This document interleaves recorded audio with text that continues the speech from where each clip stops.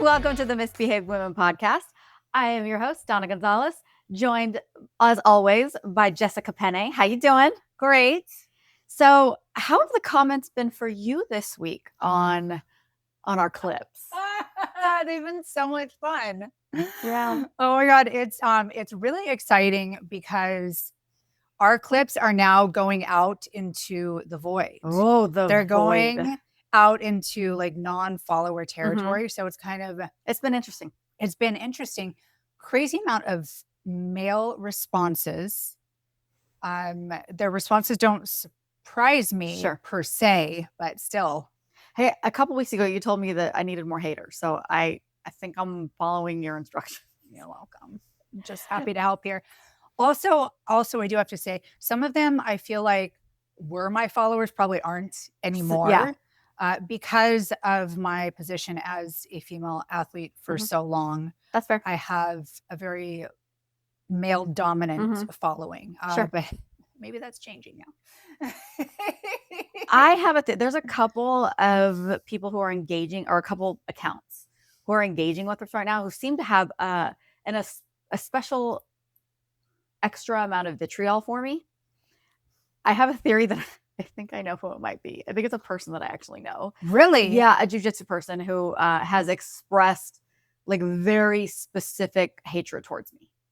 Oh. Like, is this a troll account you're talking about? It's actually, I think the person or persons have 2 troll accounts. And it's just because they keep coming after me in such like a personal way that I'm like, oh, do you know me? Is this hate personal? Yeah. Yeah. Congratulations. I know, thank you. I'm so excited. It's really exciting. Look, as I told one of our new friends, as I was engaging with them, I need you guys to know a couple things too. I work a lot. So when I go back and engage with the comments, it happens at night and there might be a glass of wine or something. And the sass is there. The sass is always there, but you know. And I'm like, I lost my train of thought for shit. What was I about to say? Squirrel. Fuck. You were just talking about it's late at night after work. You're probably in a glass of wine. I know what I was going to say. So I'm having an engagement with one of our new friends who thank you, because you guys are helping us out. And that's what I told this friend. We were having to go back and forth and he was like throwing things at me and I was throwing things back. And like, I love a good argument. There's a couple things. I'm Mexican. I'm half Mexican. We love a good argument. 2, I'm from the 90s. Arguing is a sport for me. So what I told my friend was, or this dude, I was like, hey man, only one of us is benefiting from this engagement. Well, he thinks he is. Sure. That's the fun part. He's getting the dopamine hit and he's thinking that he is having mic drop moments. And he's getting like, I think that y'all think that you guys are actually invoking, should we not say this? Invoking a reaction from us, but like, it's our job. You know what our reaction this is our job. We signed on for this. This was intentional on our part. Yeah, and we're really excited for it because that means we're doing something right. Right. So thanks, guys. It's not the women. The women have been lovely. Oh, I mean, women are wonderful. I know. And not saying that men aren't wonderful. We also have some awesome male followers. Dude, I really appreciate, I have to also, because I feel like, you know, sometimes it's easier to focus on the negative because it's so loud sometimes and it's coming at you at a little bit higher of a cadence. But also there have been some really wonderful We've been getting a lot of support that have been very supportive and curious. Yes. That's the thing that I absolutely love, is when people can approach something that they don't necessarily agree with. Yes. Or may be uncomfortable for them, but they approach it with curiosity instead of reaction. I actually really love conversations with people that I have disagreements with. Because if we agree on everything, then it's just me going, yeah, and you going, yeah, and then like we're just sitting here like in an echo chamber, right?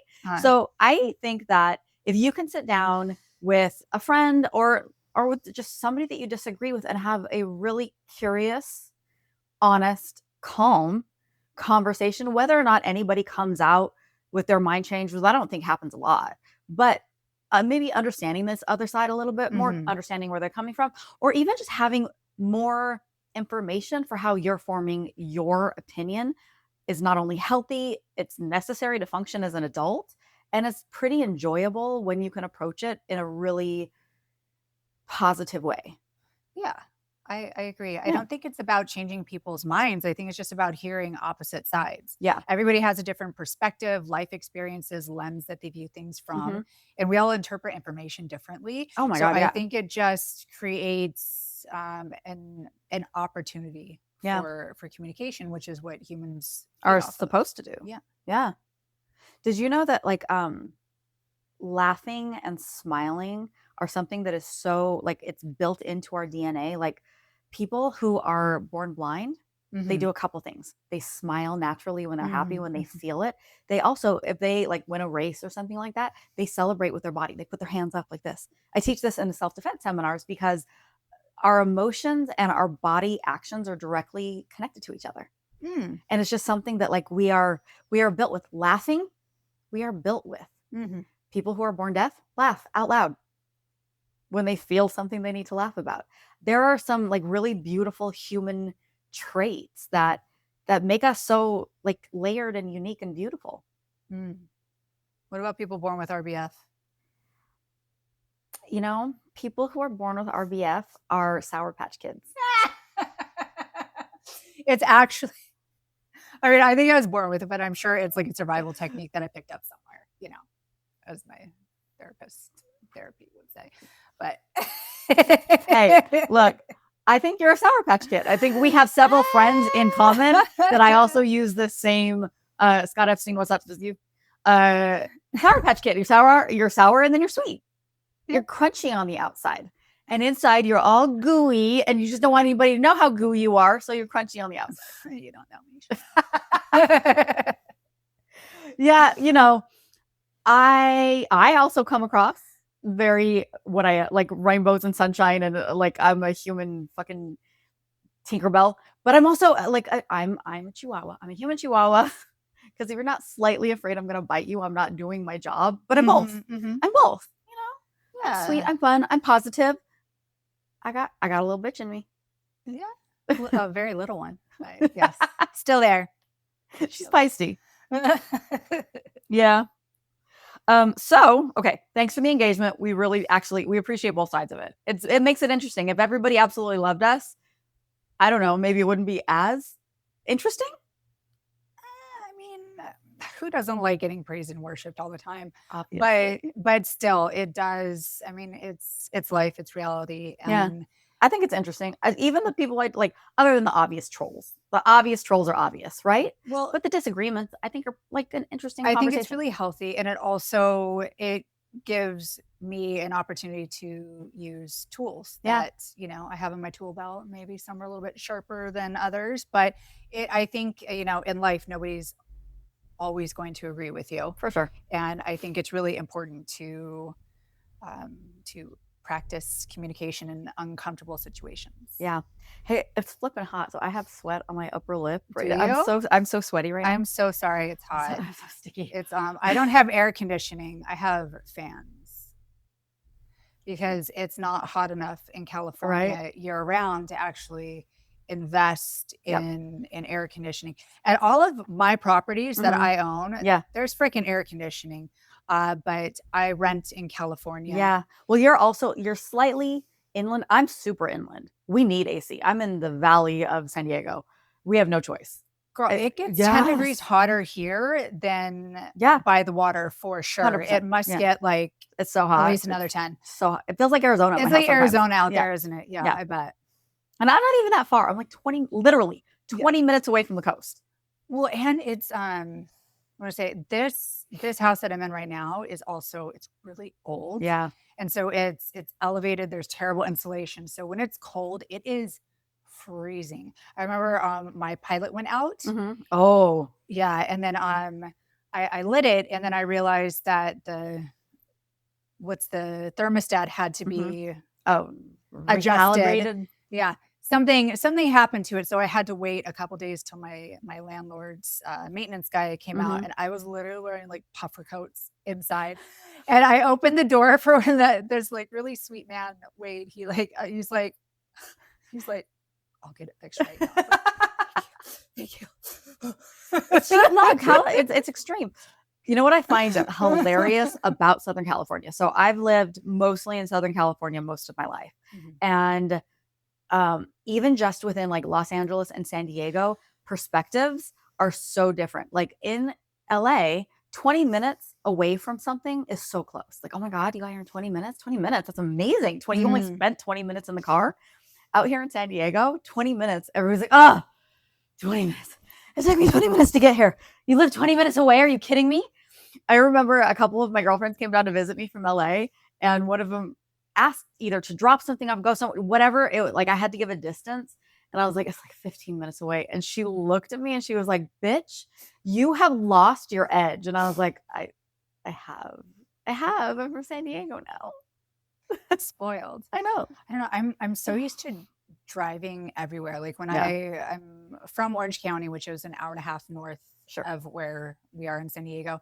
And I would drive up to LA, down to San Diego for training all the time. So I'm no stranger to traffic and long drives. I, just put a playlist or an audiobook in and I just, or a podcast. That's how I got into podcasts, is just sitting in traffic in LA. I also taught myself the ASL alphabet.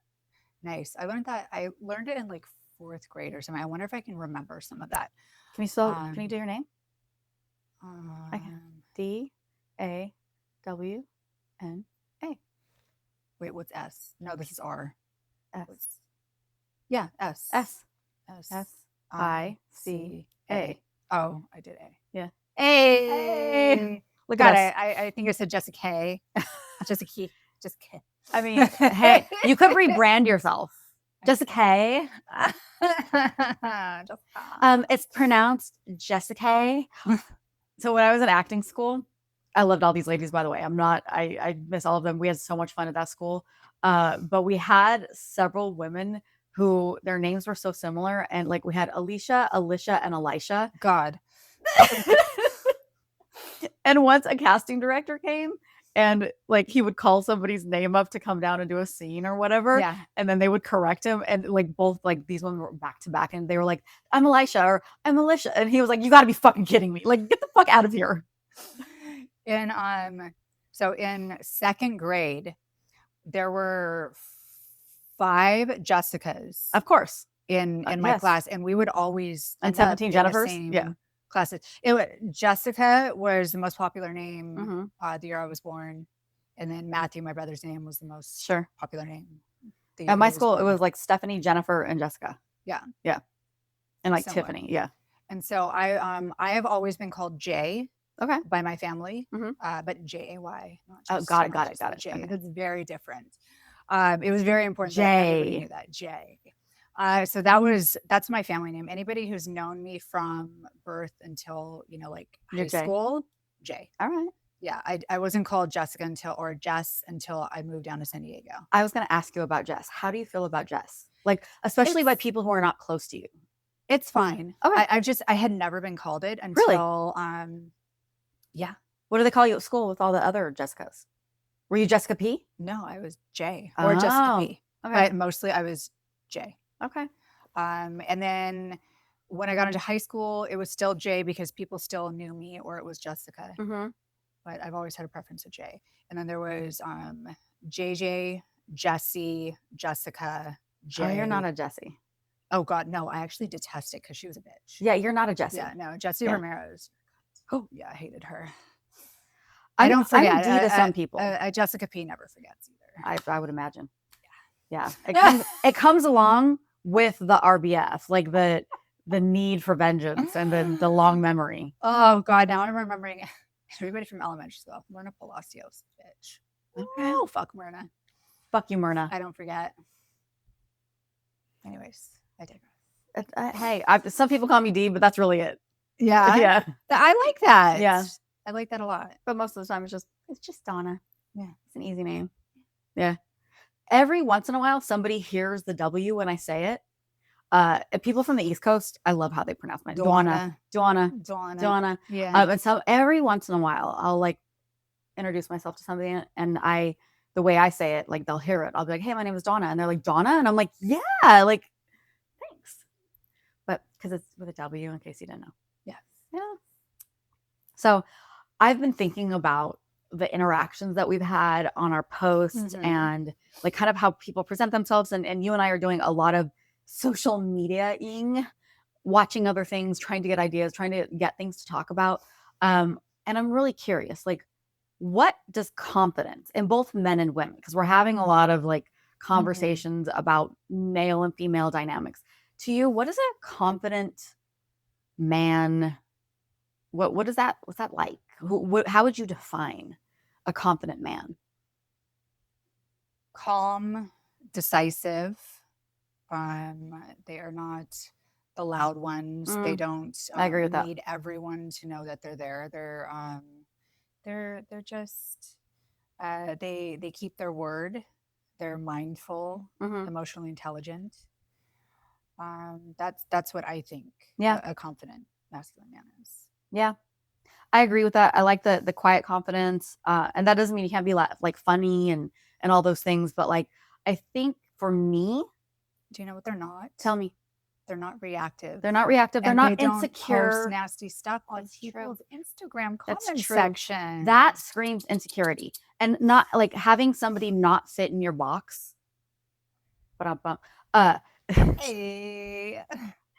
Like, you know what I mean? Like guys who are like, I'm okay with you being you and being different and being maybe not some kind of like not stereotypes. No, stereotypes not the word I'm looking for. Archetype.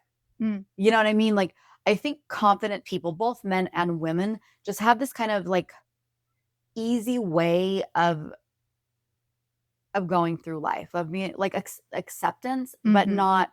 They still have a backbone. They still will have their idea of like structure and things like that, but like also not require things of other people outside of like common respect. And I'm probably not making the point that I want to make. I feel like really confident people are okay with other people not living up to expectations. And that doesn't mean like being run over. You know what I mean? But I'll give you a perfect example. Men who get really weird around other gay men. And like they have to like let everybody know that they're straight and they would never be gay, and you know what I mean? And like I don't need you to tell me that. Like it's fine. You know what I mean? I don't think that gay man needs you to tell him that either. Like I when I see somebody who is comfortable in all situations, that screams confidence to me. I hope I'm making my point. I'm probably it's so much better in my head, but I don't know if I do that too. I mean, I have an ADD buffer that happens sometimes. Like mid thought, I'll just stop. Yeah, and I'll be like, "It's coming." Yeah, it's coming. Usually, people try and like fill the silence a little bit. I'm like, no, wait, just give me a second. Yep, just give me a second. I just need. Yeah. I think what people need to demonstrate to you who they are, what they have to tell. I'm so humble. Are you? I'm so masculine. I'm so masculine. Or they need to like demonstrate it. Yeah. That is what screams insecurity to me. Yes. Maybe that made my point better than anything else I'm trying to say. Good job. Thanks. We got there. Don't leave me hanging. Don't leave me hanging. I'm sorry. That was a windy road. It's okay. What about a confident woman? I think a confident woman is someone who speaks her mind, owns her space. Oh, I like that. Yeah, agree.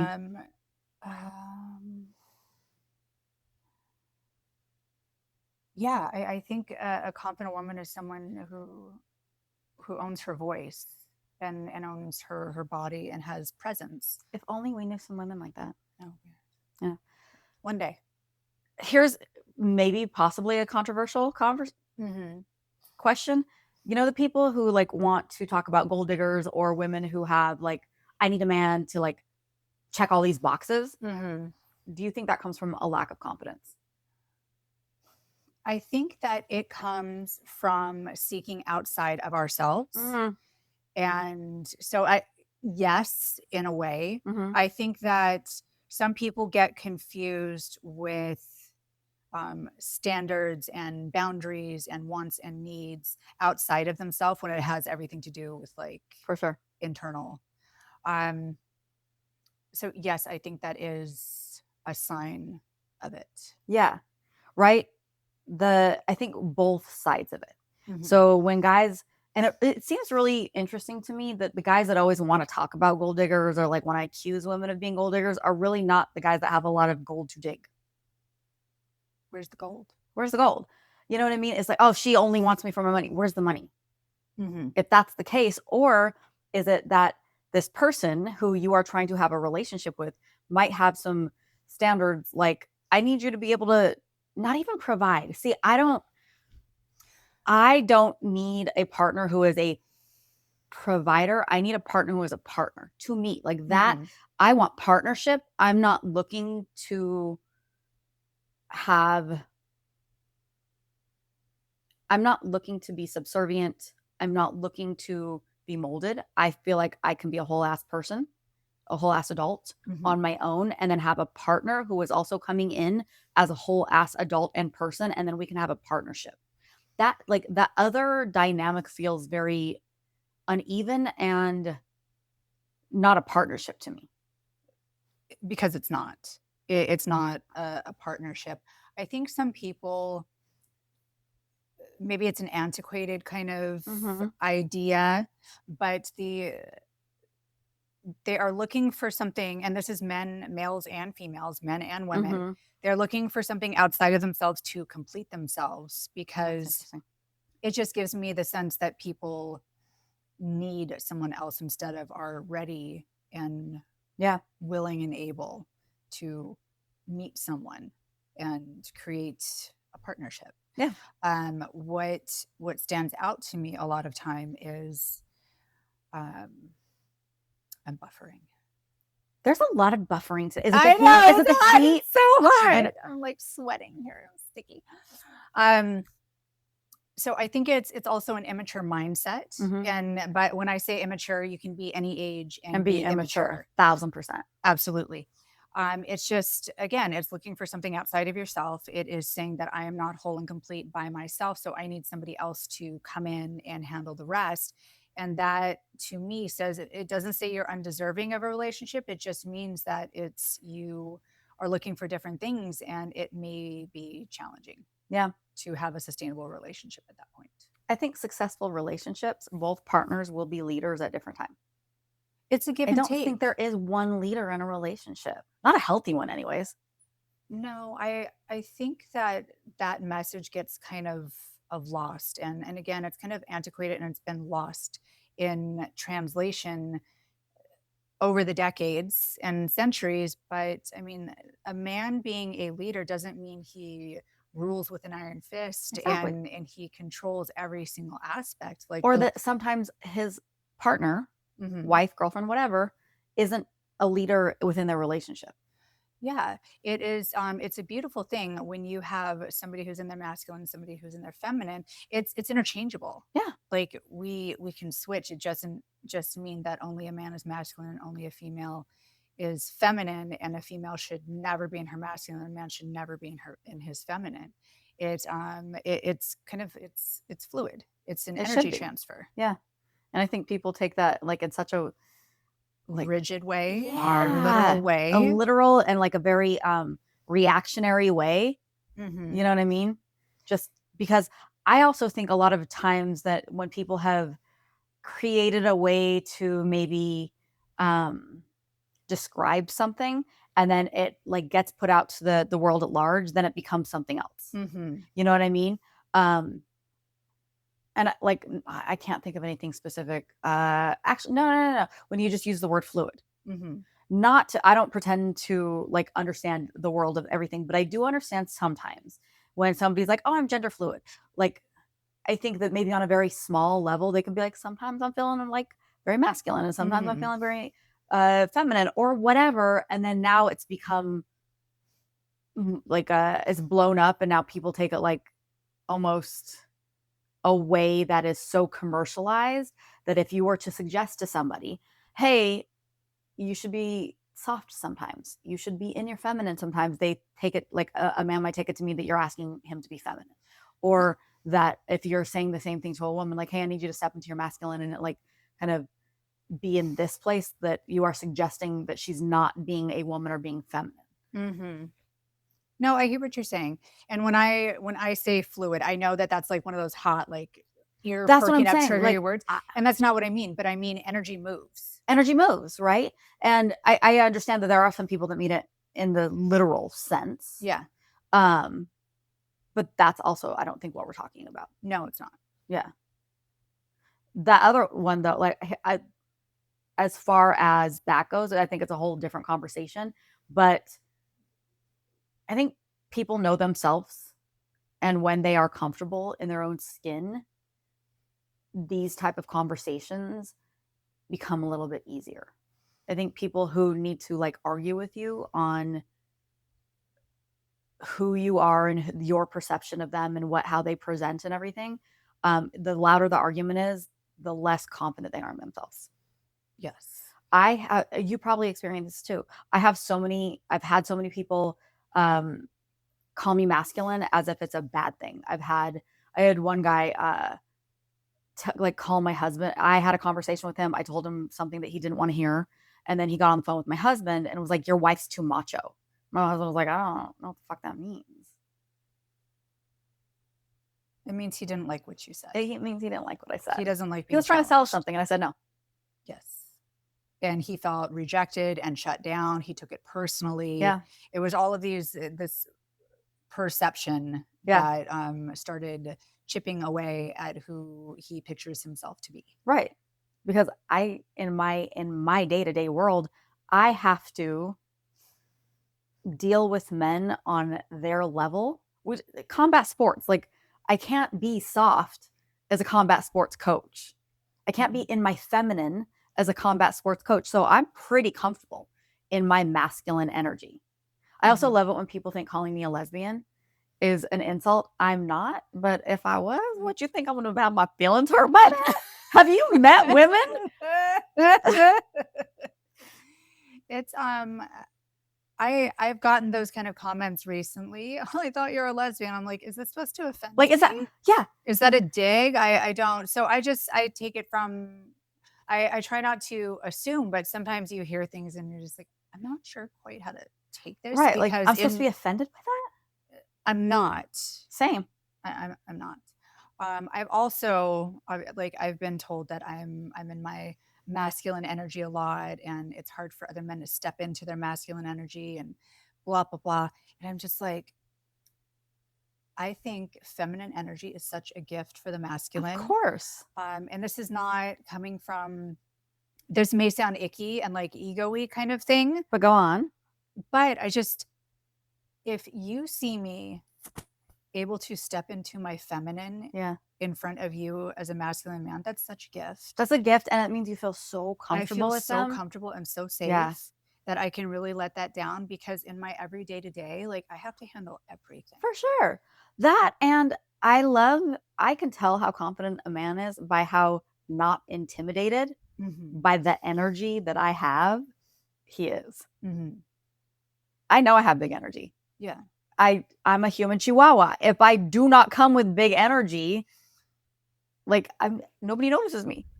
No, also, like, and because of the career you've had, you have to have big energy, and like you can tell like when somebody's like, I love that shit. You know, two things happen. I love the men that I teach. I do. I love my job so much. I love being a women's self-defense coach. I love being a kids jiu-jitsu coach. I love being a men's jiu-jitsu coach. In the years that I've been doing this, there are sometimes two reactions that men have to being dominated with jiu-jitsu skills. Tell me more, Donna. You're gonna know this. I just pictured you with like a whip. It was amazing. You look great. But the men who it just crushes their ego. Like, let's say I tap somebody out who's like significantly bigger than me, and you can just tell it crushes their ego, and they're like, I'm not gonna come back to this lady's class. She's, for whatever reason. And the men who are like, what was that? Usually it's the jujitsu. I want to be super clear. It's the jujitsu. But the fact that they like, I can see them going like, I buy into this shit. I am here for it. I'm down. Let's go. Yeah. That's what it's all about. Yeah. It's supposed to be the small man sport. It's self-defense. Yeah. It's primal. Like it's an amazing sport, and that's what's supposed to happen. Yeah. I also watch men take this however you want, and I don't mean in a sexual way, but fall in love with other men for the same reason. No, I get it, because I get girl crush on people. Yes. I'm like, Dude, oh, I got the biggest crush. Dude, girl. the first time Jessica and I trained together, you guys, she hit a hip toss on me, a 5-point hip toss, and threw me so far over her head. And you did, and I just remember standing up and looking at you and be like, I'm so in love right now. Tell me more. But I've watched men come in, same kind of look. It's not about me. I enjoy it when it's about me. But like I've watched men like watch the guys who are really good at what they do and do it so beautifully and fluidly and primally. And I watch their faces. And those are the people that I know when they walk back up to my desk after the class, they're like, I'm signing up. Yes. Because I they know get that it. look. I know that They look. get that. Because it's incredible. It's It inspiring. is. It is. And when you get past like it being weird, Mhm. it is weird. Go look at the post that I made today. Weird is good. Weird is so good. Yeah. I haven't Because seen it yet. the weirdest people are the happiest. Prove me wrong. Okay. When people are okay with being weird, are okay with not falling, like being in square boxes, with not needing to fall into society's like walls, Mhm. when they just that's like, you think about it. I'll be in full ass conversations while sitting on somebody, like in mount. What we do is weird. You know what I mean? Or I'll walk somebody through choking somebody better. Like, here's how you can like dismantle their arm better. Here's how you can choke them better. And like when somebody just completely buys into that and like this open, like I'm here for the weirdness way, everybody's so much happier. I love so much. I can picture it. Like when you're trying to learn like a really tough choke and somebody gets it and they make that like, and then they come up and they're choking and their eyes are watery and they're smiling and they're like, yeah, that was it. Yeah, you did it. That was it. Or keep going. That hurts so much. When you like, and then you get choked and you're like, oh, that sucked. That was so good. Oh my God, it's the best. Like It's so funny. I live for like what we do. Yeah. It is. If you need to feel alive, and if you don't do this, if you do not practice combat sports, please go do some jiu-jitsu. Or just find something that like that brings out the weird up, in you know, that just really lights you up. Yeah. So here's the post that I made, and we can elaborate on it. My post is there's no such thing as normal. I saw this really cool video of this guy that would probably make a lot of people feel uncomfortable. And to be honest, like I felt slightly uncomfortable until I watched him a couple times, and I was like, actually, I really like this guy. He was basically, his whole thing was like, there's no such thing as being normal. Be as weird as you want to be. I'm super fucking weird. He had this video where he was like wearing what people would define as like women's shoes. He was wearing women's shoes, and but then he was like shooting bows and arrows, and then he was like doing really masculine stuff, and he was like, this is my wife, she's really hot, and we've been together for this long, and I absolutely love her and adore her, and she's my whole world, and we have a child together, and I also really enjoy this other weird thing, and I'm totally straight, and like deal with how weird I am. Go fuck yourself. I'm happy. And I was like, yeah. And at first I was like, what? And then I was like, yeah. It like evokes all of these feelings of kind of like, I'm kind of uncomfortable because this is atypical, and it puts you in judgment. Yes. And then it brings you back. Yeah. And then it made me feel like that's kind of me. Yeah. You know what I mean? I am not the typical, like when you think jiu-jitsu coach, fight coach, nobody's thinking me. When you think about it, but then like people who come take my class really love training with me. I hope. I don't know why you guys keep coming if you don't. And I'm also really good at what I do. I am passionate about it. I enjoy it. I live to watch people get better and like find new levels in themselves.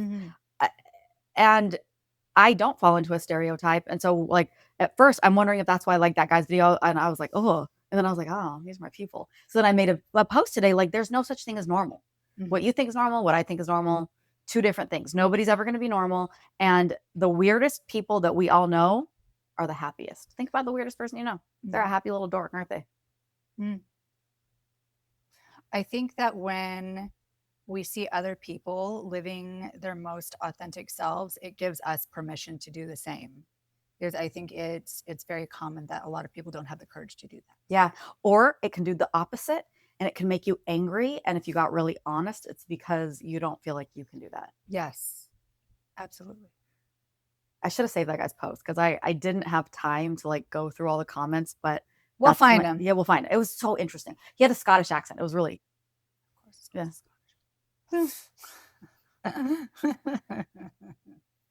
It's the accent.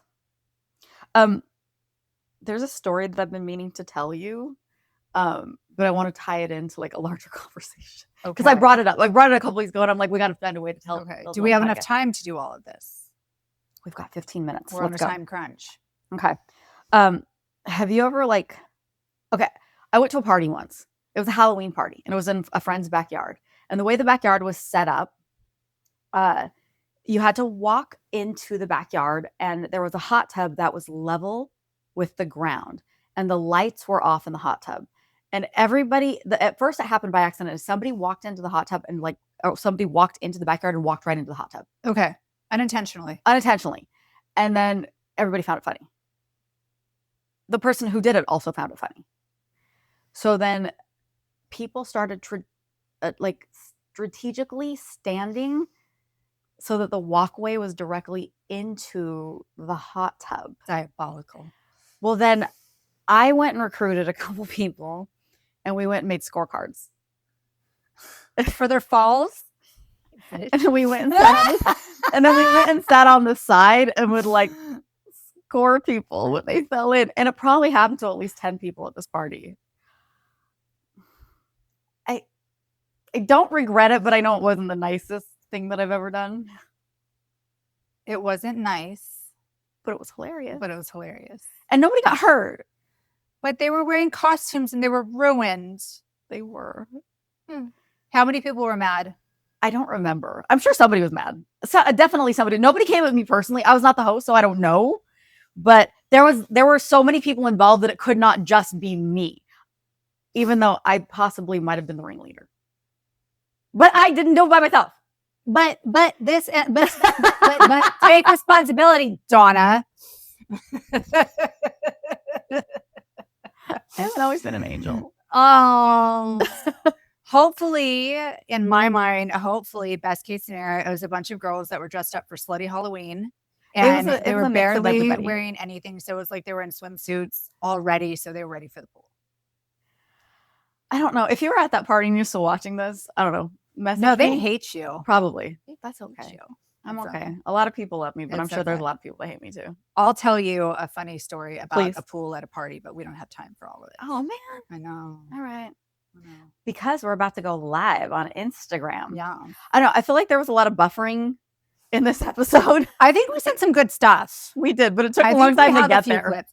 You know what? It's hot, guys. It's hot. Hormones are real. Hormones are a thing. They are in full force right now. Yeah. There will be more episodes with fully thought out, really good points, but I do think we made a couple. We did. Yeah. We have great clips. We do have we have engaging clips. We do. Great. All right, guys. You stay safe out there. Stay away from pools and hot tubs with no lights around the edge. Nice. We'll see you next time. Bye.